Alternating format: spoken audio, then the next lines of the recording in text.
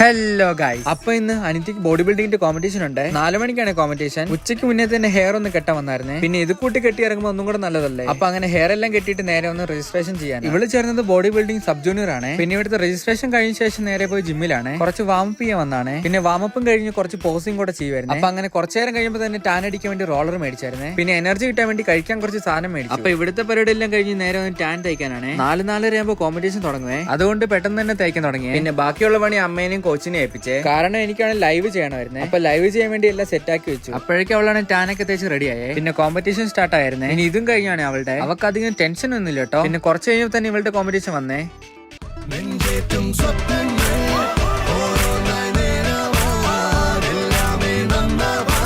Guys, പിന്നെ അവർക്ക് സെക്കൻഡാണ് അടിച്ചത്. First time body building competition ചേരുന്നത്. എന്നാലും അവള് സെക്കൻഡിൽ അടിച്ചു. പിന്നെ കുറെ പേരുടെ ബോഡി ഷോസ് ഉണ്ടായിരുന്നേ. അപ്പൊ ഇതെല്ലാം കഴിഞ്ഞപ്പോ തന്നെ 9 മണിയായേ. അപ്പൊ ഈ ഷോ എല്ലാം കഴിഞ്ഞുകൊണ്ട് തന്നെ ലൈവ് നിർത്തിയേ. പിന്നെ ഞങ്ങൾക്ക് ഭയങ്കരമായിട്ട് വിശക്കുന്നുണ്ട് തന്നെ കഴിക്കാൻ പോവാണ്. ഞങ്ങൾ കൈയൊക്കെ കഴുകി ഓർഡർ കൊടുക്കുമ്പോഴായിരുന്നു മന്തി തീർന്നു. ഇനി മന്തി റെഡി ആകും 1 മണിക്കൂർ ആകുന്ന പറഞ്ഞു. ഇത്രയും നേരം വെയിറ്റ് ചെയ്യാൻ പറ്റാത്തതുകൊണ്ട് തന്നെ കഫേ ഗ്രില്ലിൽ വന്നേ. അപ്പൊ ഇവിടെ വന്ന് മന്തി ഓർഡർ ചെയ്ത് പെട്ടെന്ന് തന്നെ വന്നേ. ഞങ്ങൾക്കാണ് നല്ല വിശപ്പുകൊണ്ട് തന്നെ കഴിക്കാൻ തുടങ്ങി. പിന്നെ കുറച്ച് കൂളാൻ വേണ്ടി ലൈം സോഡ ഓർഡർ ചെയ്തേ. നല്ല രീതിക്ക് തന്നെ വിശപ്പായതുകൊണ്ട് തന്നെ പെട്ടെന്ന് തന്നെ കഴിച്ചും തീർത്തു. പിന്നെ കുറച്ച് കൽക്കണ്ടം എടുത്ത് ബില്ലും പേ ചെയ്ത് അവിടെ നിന്ന് ഇറങ്ങിയേ. അപ്പൊ ഗൈസ്, നല്ല ക്ഷീണമുണ്ടേ.